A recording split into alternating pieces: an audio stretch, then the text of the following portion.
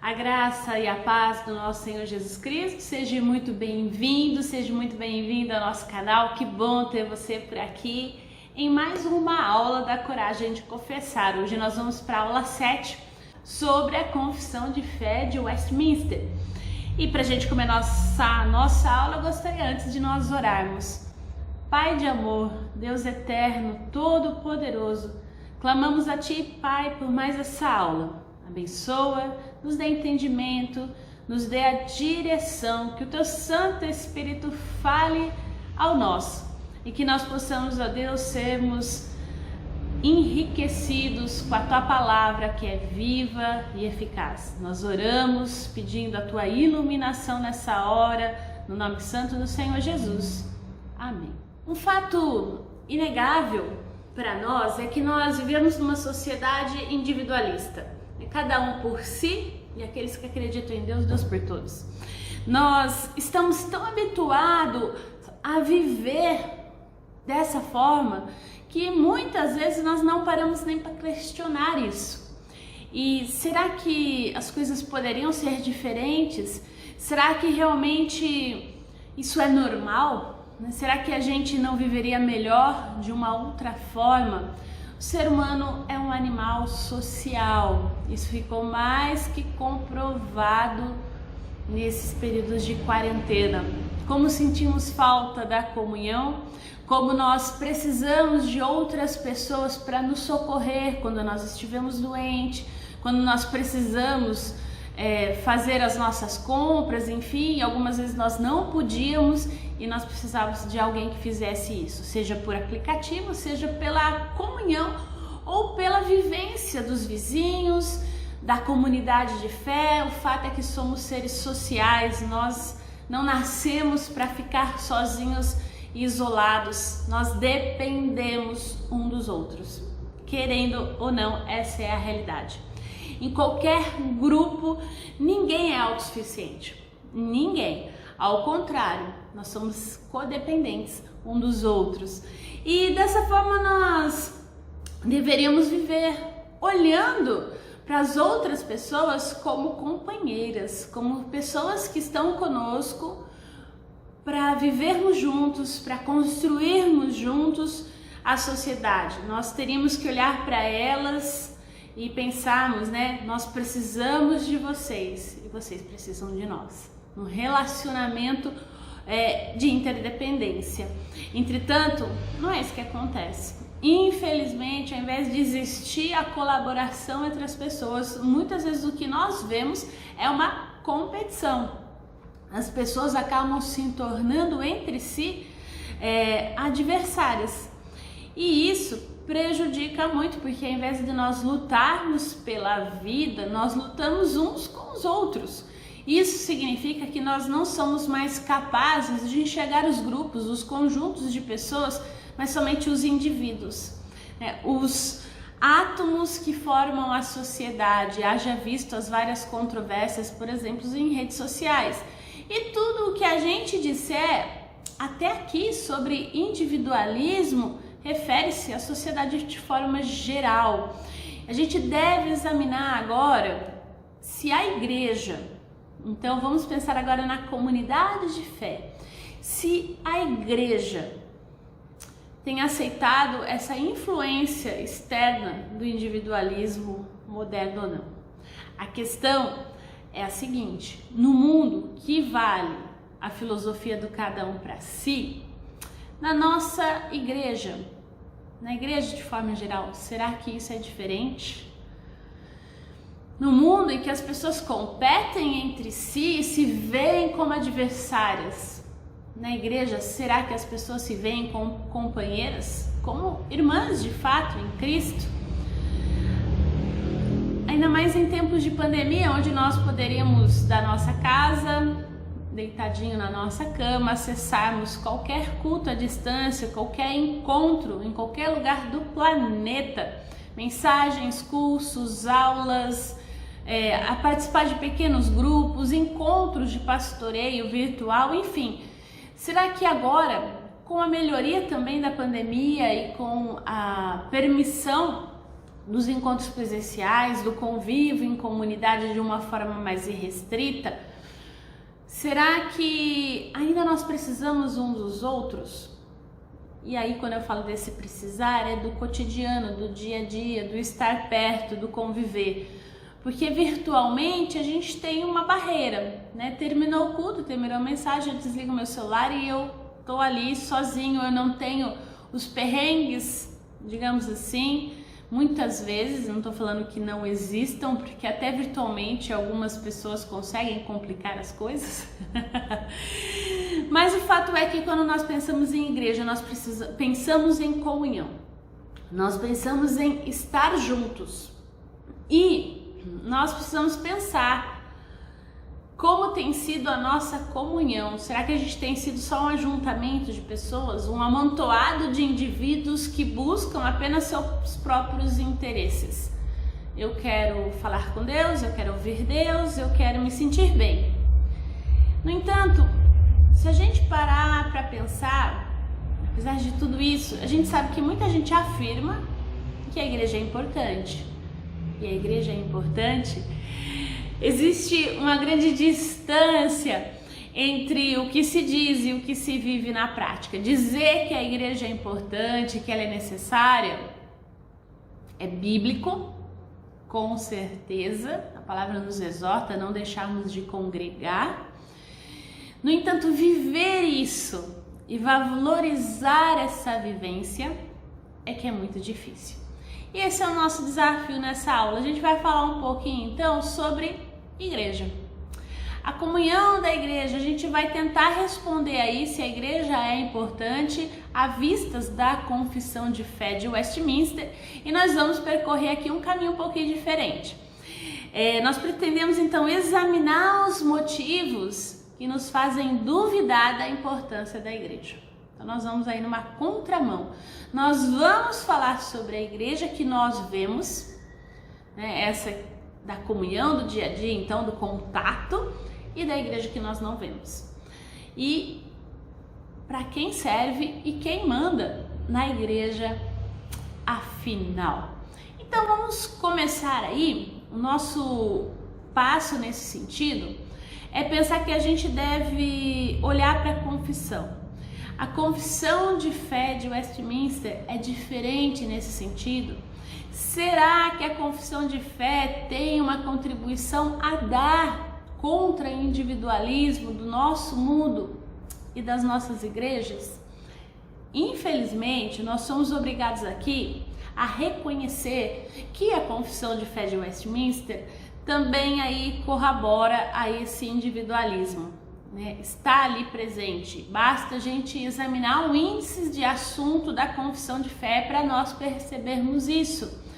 E isso, haja vista, como nós já temos falado e batido muito nessa tecla, algo do tempo da confissão em que estava acontecendo. Nós estávamos ali no comecinho do século, então, 17, onde as ideias, então, chamadas iluministas, estavam começando a surgir.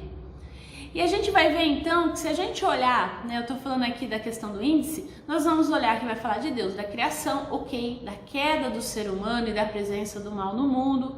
Nós já falamos, sobre isso, sobre Jesus Cristo e a sua obra e a vida do cristão. Basicamente são esses 4 itens que a confissão trata.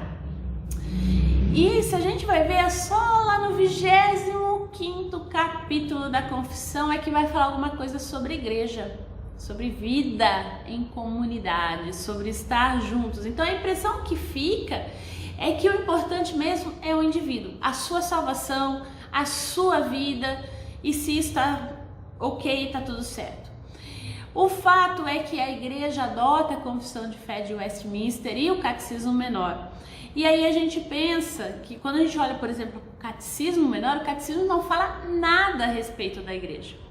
Para o Catecismo Menor, o que existe são só os indivíduos.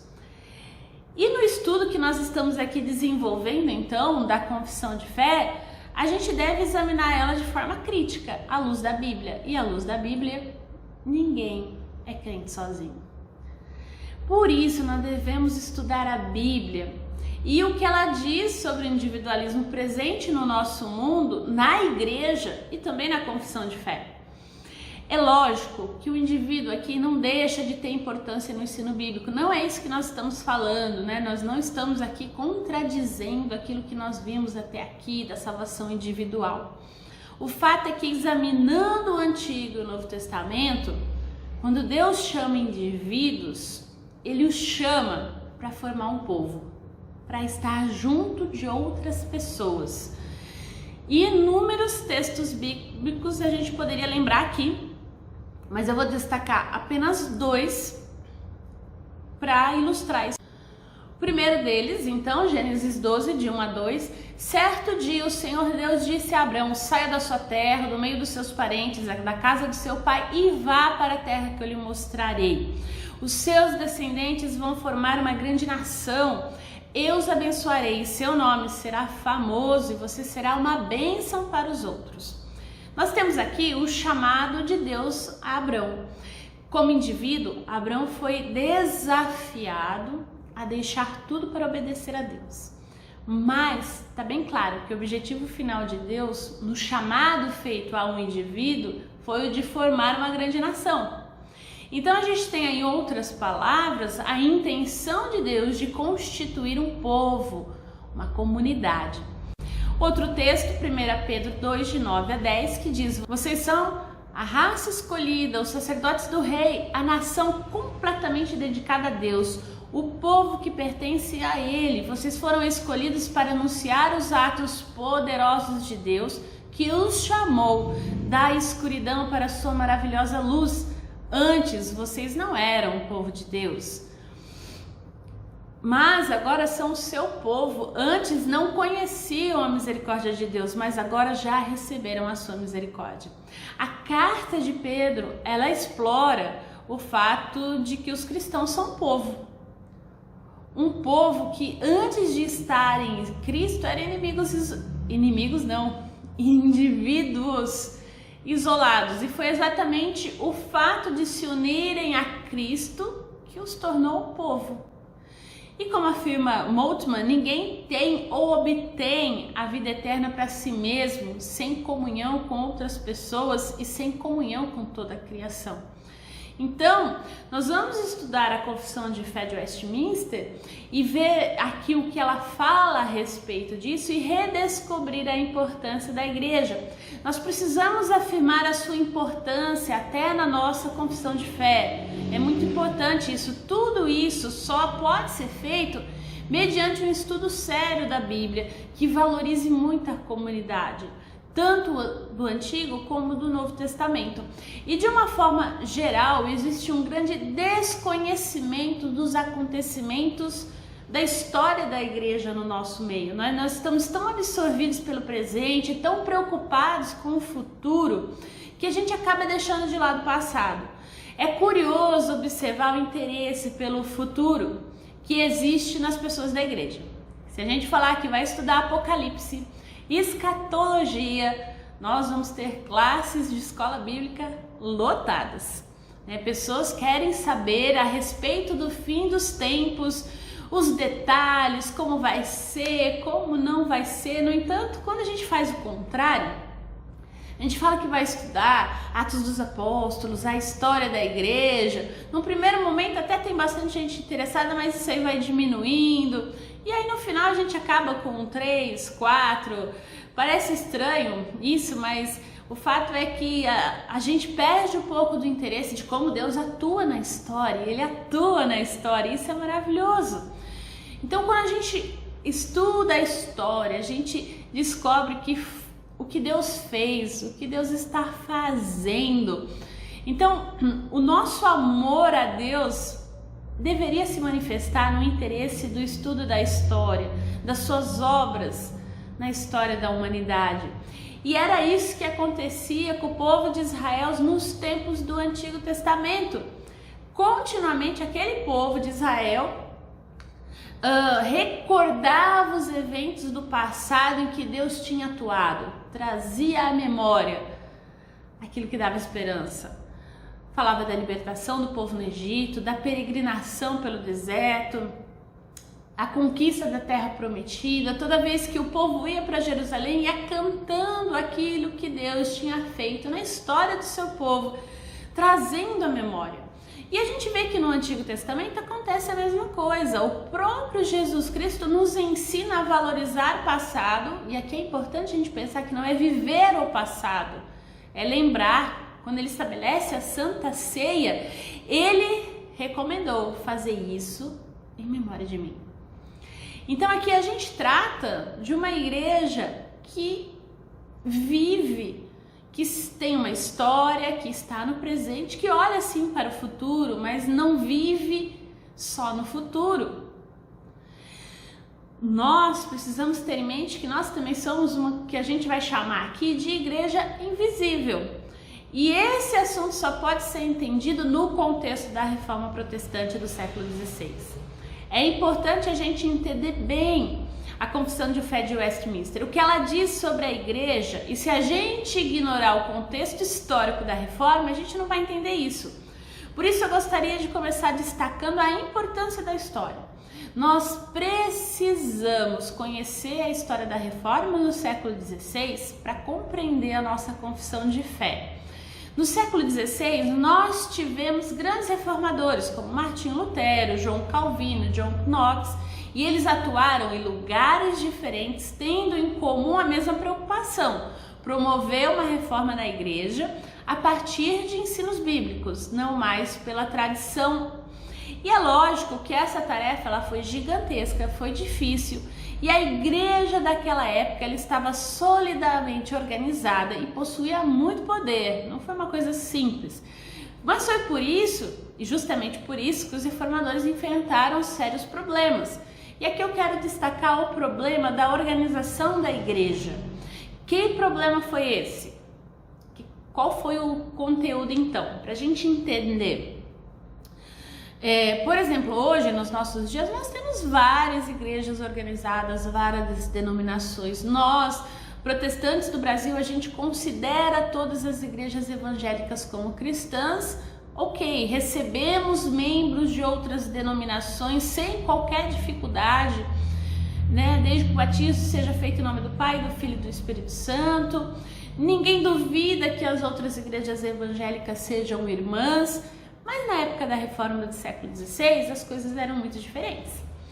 Durante muitos séculos, a Europa conhecera somente a igreja que estava organizada como Igreja Católica Apostólica Romana. Essa era que se entendia como igreja cristã, não existiam outras. Então, com seus bispos, cujo cabeça era o Papa, estava lá em Roma, né? Então, a Igreja Católica Romana ela tinha vários argumentos para defender a ideia de que ela era a autêntica Igreja de Cristo, a única Igreja de Cristo, e apontava aí para o fato de que tinha sido fundada por Jesus Cristo. Dizia que desde a sua origem, sem qualquer interrupção, tinha permanecido atuando como igreja cristã. Proclamava que o Espírito Santo tinha protegido o tempo todo para que ela não perdesse a sua identidade, caindo no erro e por aí vai. E esses argumentos eles eram difíceis de ser rebatidos pelos reformadores, porque muitas vezes os reformadores eles eram acusados de estarem somente dividindo a Igreja de Cristo. E muitas pessoas afirmavam que as igrejas protestantes e reformadas estavam sendo fundadas pelos reformadores, não tinha origem em Jesus Cristo. E toda essa discussão era de vital importância, estava em jogo todo o trabalho dos reformadores, estava em questão a validade ou não de reformar a igreja. O problema então levantado dizia respeito à autenticidade das igrejas protestantes e reformadas.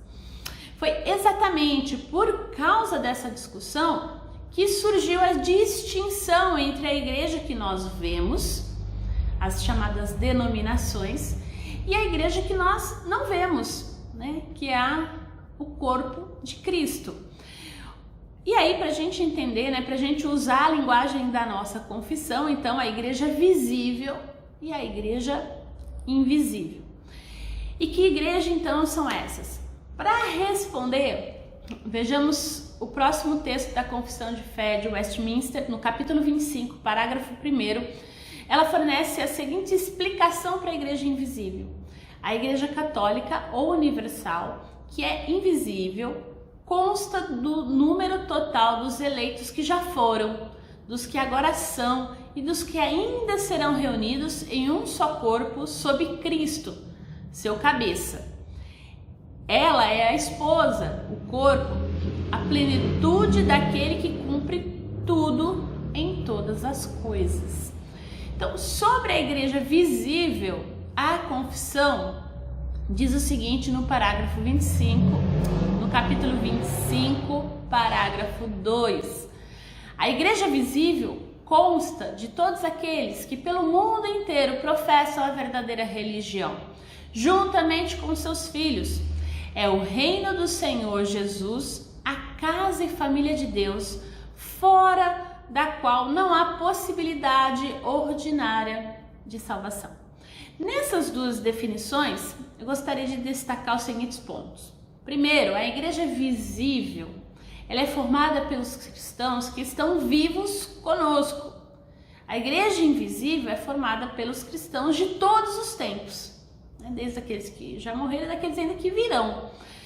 Segundo, não existe de fato duas igrejas.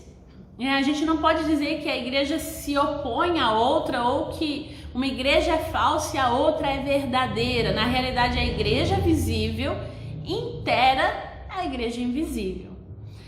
Terceiro, a igreja visível não se identifica como uma instituição, como por exemplo a Igreja Católica Romana. Ao contrário, ela subsiste em todas as denominações em que a verdadeira religião é professada. Então, dessa forma, os reformadores justificaram o aparecimento de várias igrejas cristãs. Elas não são, na verdade, igrejas diferentes, mas partes diferentes da mesma igreja.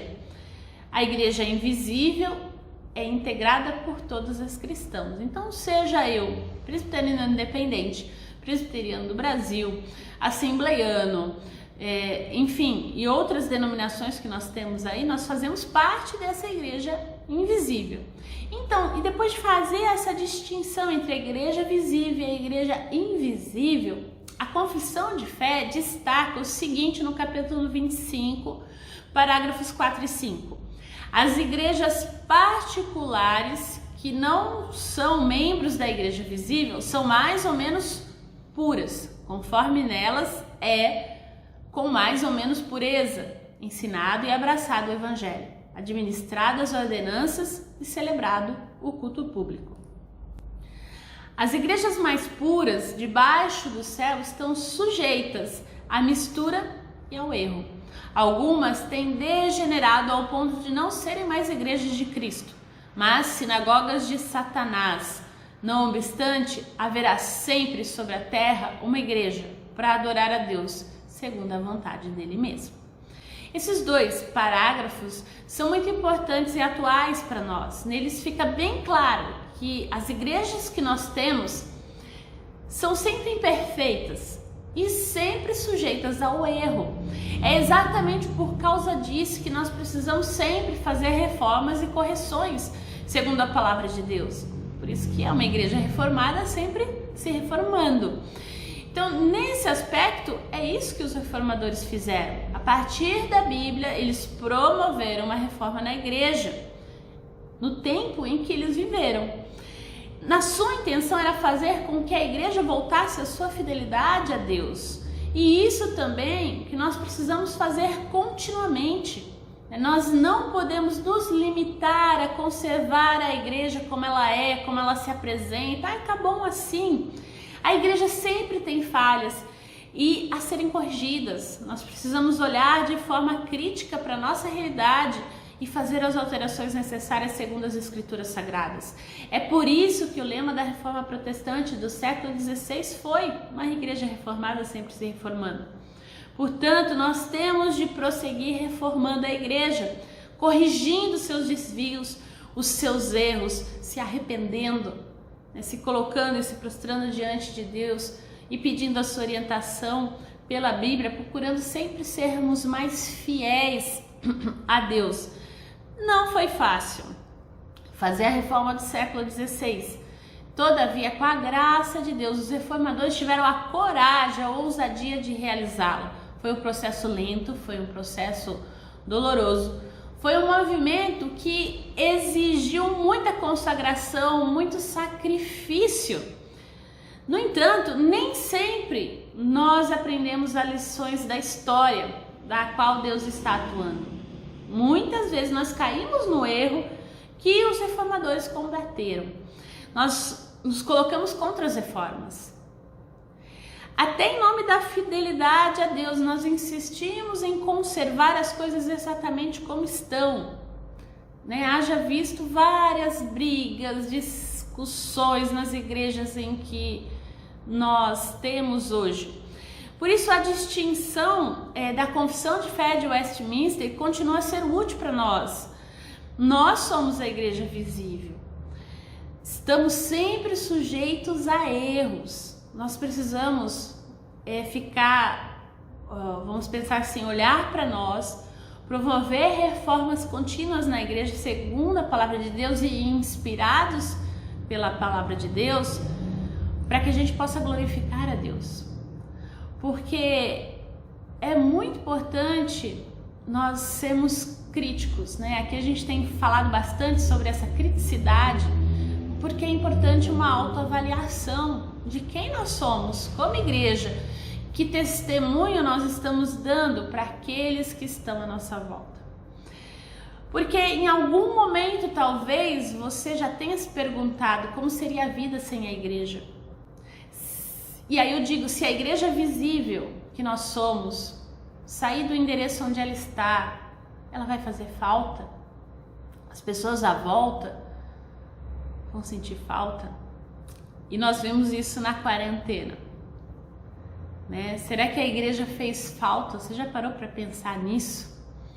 A igreja visível, que estava ali todo domingo comungando e tal, fez falta naquele lugar? E quando nós partimos por virtual, nos tempos difíceis, que nós não podemos sair de casa, que nós não podemos ir então para o templo, adorar a Deus juntos, participar dos pequenos grupos, de olhar nos olhos, de abraçar, de chorar, fez falta para você essa comunhão? Vale a pena a gente pensar um pouquinho sobre o assunto. O fato é que muitas pessoas acham que é impossível passar a vida sem a existência da igreja. Algumas justamente porque usavam a igreja para ocupar o seu tempo. Trabalhavam de segunda a sexta e reservavam no final de semana o resto de tempo disponível para a igreja. Estavam ali o tempo todo. Estavam ali envolvidos de forma ativa no trabalho da igreja. E aí também vale o questionamento. Essas pessoas que tiveram que parar na pandemia, ficou aquele vazio da quarentena e muita gente surtou por causa disso, Então pensa que para muita gente existe uma utilidade gigantesca para a igreja e para outros tanto faz, tanto fez. Se tem igreja, se não tem, Nós precisamos aí buscar então equilíbrio. Quando chega o final de semana, você tem o seu tempo reservado para estar junto com a igreja visível de forma saudável. Porque aqui não é importante a gente ressaltar isso, não adianta você ter todo o seu tempo para a igreja, porque você não quer ficar na sua casa, você não quer ter contato com a sua família, Então a igreja na verdade é um esconderijo, é um refúgio, Ou você está lá na igreja para louvar a Deus, para dizer, não, eu quero estar na vida em comunidade. E esse bom ambiente que ela oferece, amigos, comunhão com parentes, com pessoas conhecidas, enfim. Em outras palavras, a igreja é uma espécie de ponto de encontro só, de cultivo de social, ou ela é o lugar onde nós louvamos a Deus? Para que a igreja serve então? Será que... Qual seria a função dela nesse aspecto? E a nossa confissão de fé, qual a linguagem que lhe é característica, responde a esse tipo de indagação? Vamos ler com atenção o que ela diz no capítulo 25, parágrafo 3º. A esta igreja católica visível, Cristo deu o ministério. os oráculos e as ordenanças de Deus para congregamento e aperfeiçoamento dos santos nessa vida, até o fim do mundo, e pela sua própria presença e pelo seu Espírito os torna eficazes para esse fim, segundo a sua promessa. Esse é o ensino da Confissão de Fé de Westminster a respeito das funções da Igreja. A gente deve entender que ao dizer que a Igreja Católica visível, essa que a gente congrega, a confissão diz que ela se refere a como nós existimos no mundo, ou seja, para nós congregarmos e para nós nos aperfeiçoarmos como santos. Ou seja, a gente não deve, portanto, entender que as palavras da confissão são a respeito de qualquer instituição ou qualquer denominação em particular. O problema agora é o de tentar compreender o que a confissão de fé ensina sobre a função da igreja, né? Comparando o seu ensino com o ensino que a gente vê na Bíblia. E aí vamos pensar nas funções da igreja, então. A confissão traz pra gente 3 palavras para explicar a função da igreja: ministério, oráculo e ordenança de Deus.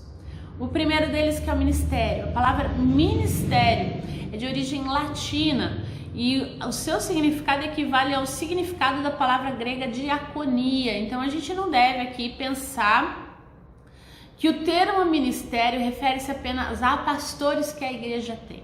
Não é isso, ao contrário, se aplica ao serviço que a igreja deve realizar. A igreja, eu e você, cada um de nós como indivíduos que formamos essa igreja.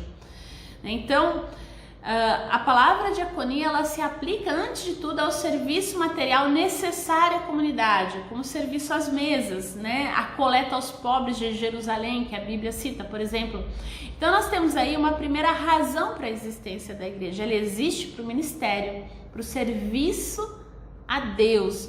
Isso quer dizer que a igreja não existe para si mesma. A sua função não é fazer com que o grupo de pessoas se sinta bem. Não é isso. A igreja existe para servir a Deus. É lógico que talvez você se pergunte o que significa então servir a Deus. Qual é o serviço que Deus quer que seja feito? E essa pergunta é válida. E para saber a resposta, nada melhor do que olhar para a pessoa de Jesus Cristo. Ele foi o servo de Deus por excelência, conforme a apresentação feita pelo profeta Isaías, lá em Isaías 53. E como servo de Deus, Jesus explicou o que ele fazia, lá em Mateus 11:5. Os cegos veem, coxos andam, os leprosos são purificados, os surdos ouvem, os mortos são ressuscitados e aos pobres está sendo pregado o evangelho. Dá para perceber o que é servir a Deus? Então Jesus Cristo serviu as pessoas. Servir a Deus é servir as pessoas também. No serviço a Deus, Jesus Cristo satisfaz as necessidades de homens e de mulheres do seu tempo para a honra e glória do Senhor. Então, no serviço a Deus, Jesus atendeu às carências do mundo. E o mesmo deve acontecer com a igreja. A igreja não é um fim para si mesma, ela existe para servir a Deus, ela existe para servir homens e mulheres no nosso mundo, na nossa realidade. E esse serviço, e aí ele vai abranger as várias necessidades, vai abranger a vocação que a igreja tem, e aí isso é feito em oração, com os irmãos, com os conselhos, enfim, para saber qual é a vocação da igreja, do lugar ali onde você está, das pessoas que ali congregam. Nós falamos do oráculo. Então, a segunda função da igreja, e a palavra oráculo, ela é interpretada normalmente com significado de adivinhação. E aí, assim, qualquer explicação para o futuro ou sobre as coisas que acontecerão é um oráculo. Todavia, porém, entretanto, não é esse o sentido que a confissão de fé emprega para essa palavra. Na confissão de fé, o termo oráculo refere-se à pregação, à proclamação da palavra de Deus. Ou seja, a igreja existe para anunciar a palavra de Deus. Isso é o mesmo que afirmar que Deus quer estabelecer comunicação com as pessoas, mas essa comunicação utiliza como veículo a igreja. A igreja é a forma de Deus se comunicar. Se o mundo de hoje se queixa da ausência da palavra de Deus, nós devemos entender então que isso não se deve a um silêncio da parte de Deus. Não. A queixa da ausência da palavra de Deus depõe contra a própria igreja. Se a ausência se faz sentir, é sinal de que a igreja não tem cumprido a sua função de proclamar o evangelho, de proclamar a palavra de Deus, de falar de salvação. E a última função, então, que seriam as ordenanças, e por ordenança nós devemos entender os sacramentos. Jesus Cristo determinou certas coisas que a igreja deve realizar, e essas coisas são as ordenanças ou os sacramentos, e a própria confissão de fé, que explica que são sacramentos deixados por Jesus Cristo segundo o Novo Testamento. O primeiro deles, que é o batismo, Mateus 28:19, ide, portanto, fazei discípulos de todas as nações, batizando-os em nome do Pai, do Filho e do Espírito Santo. E o segundo é a ceia do Senhor. 1 Coríntios 11, de 13 a 24, nós vamos ler só um pedacinho que diz que o Senhor, na noite em que foi traído, tomou o pão, dando graças, partiu e disse: esse é meu corpo que é dado em favor de nós. Fazei isso em memória de mim. E todo o texto e toda a ordenança que a gente sabe. O fato é que a gente vê que a igreja existe para exercer o ministério, os oráculos e as ordenanças de Deus. E a gente deve perguntar ainda quais são as finalidades dessas funções. Há muita gente que faz certas coisas de forma mecânica, por costume, por tradição, mas sem saber por quê. Por que nós fazemos isso? E não deve ser assim. A gente tem que saber qual é a finalidade de serviço da igreja. Nós precisamos conhecer o objetivo da pregação da igreja. A gente deve entender por que a igreja batiza, por que a igreja celebra a ceia do Senhor. O texto da confissão ensina que a igreja realiza as suas funções para o congregamento e aperfeiçoamento dos santos nessa vida até o fim do mundo. Nós já lemos.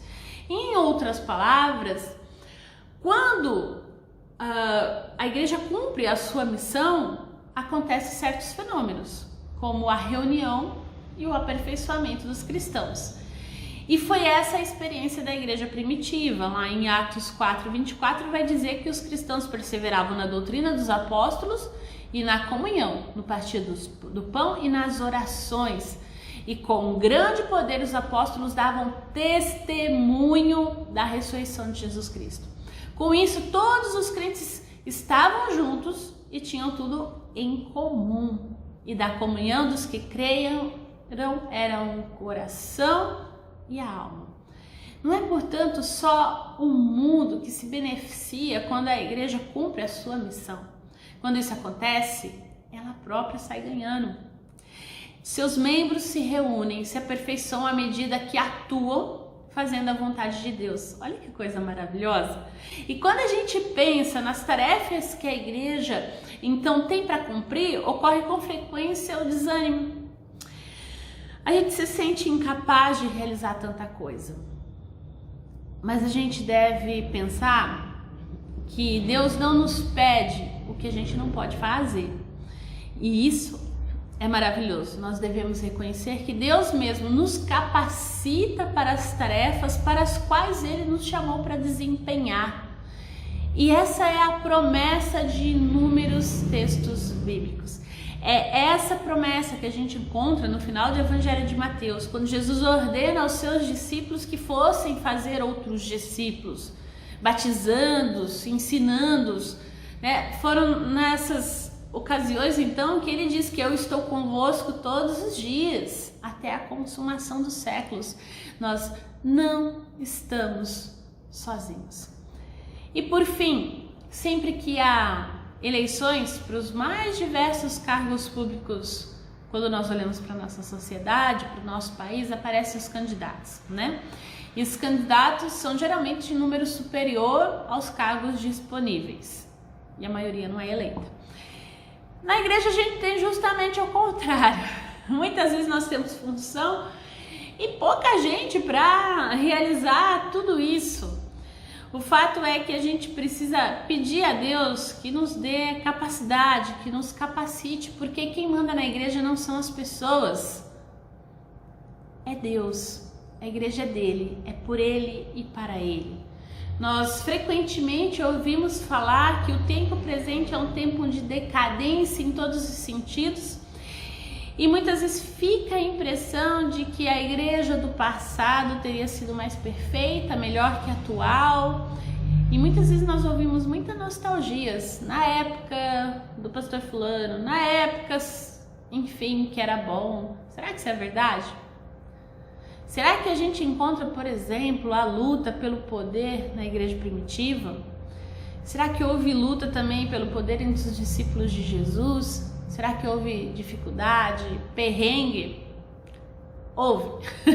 O duro que houve, se você olhar, por exemplo, Marcos 10, vai falar de um trecho interessante da vida de Jesus Cristo, e esse texto narra um episódio em que Tiago e João pedem a Jesus que no seu reino eles tivessem o privilégio de ocupar os lugares mais importantes. Um ficaria à direita e outro à esquerda.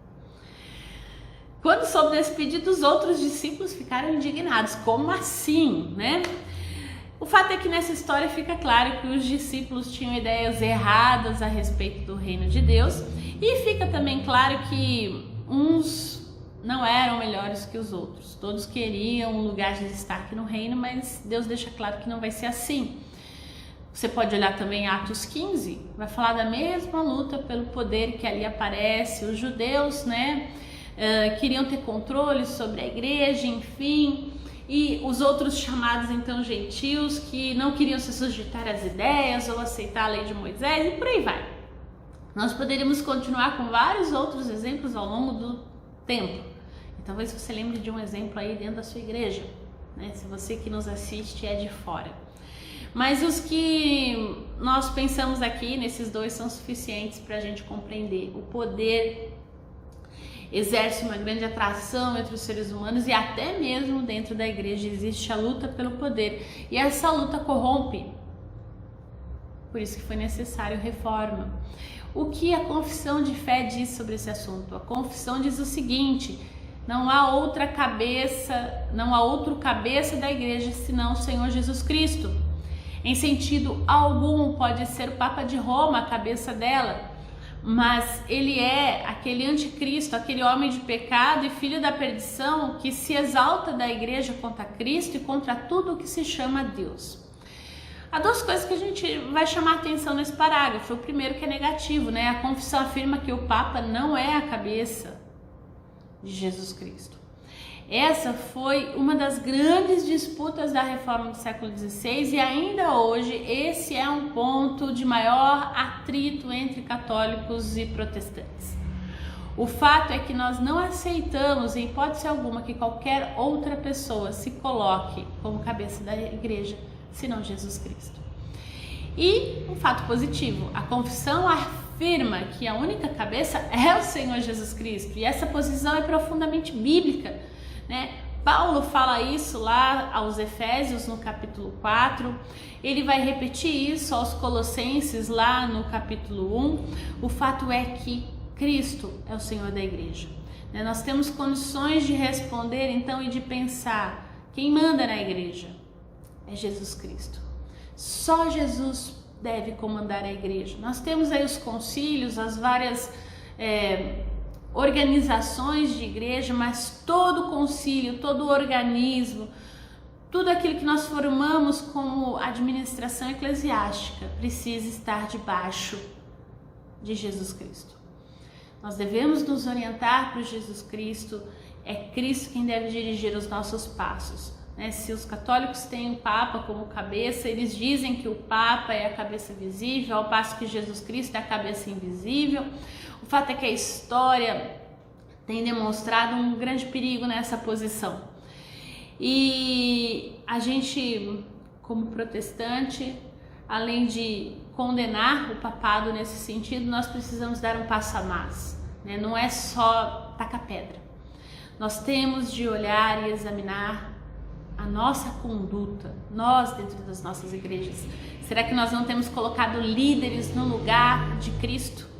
Endeusado pessoas, posições, enfim. Será que nós não temos também corrompido de alguma forma. A verdade é que a tentação do poder é muito grande. Sempre nós somos tentados a colocar cabeças na igreja que não há Cristo, né? Sejam pastores, sejam líderes, às vezes grupos familiares, gente que acha que é dono da igreja porque tem poder financeiro ou porque tem influência. Contra tudo isso, a gente deve afirmar biblicamente que só há um cabeça, Jesus Cristo. E por outro lado, a gente deve reconhecer que a igreja visível é uma instituição terrena, ela é humana, ela precisa ter dirigentes, ela precisa ter uma estrutura. Nós não estamos aqui combatendo isso, não é isso, né? Ela não pode deixar de ter uma autoridade, enfim. O que a gente tem que entender é que todo e qualquer governo precisa se submeter à pessoa de Jesus Cristo. Nós, por exemplo, no sistema presbiteriano, sistema representativo, onde as pessoas escolhem os presbíteros e esses presbíteros então assumem a gestão da igreja, né, chamam os pastores e ali pastores e presbíteros formam os conselhos da igreja e determinam os rumos. Também não deve achar que são soberanamente os poderosos, precisam ouvir as pessoas, mas acima de tudo precisam ouvir a Deus, se submeter à vontade de Deus, estar consciente de que estão ali porque Deus assim determinou. E para a gente concluir, no mundo em que nós vivemos existe uma grande luta pelo poder, inevitável. A mesma luta ocorre dentro da igreja muitas vezes. E como liderança nós precisamos evitar essas tentações de poder. Nós podemos fazer isso sempre tendo comunhão com Jesus Cristo, em oração, em contrição, através da leitura bíblica.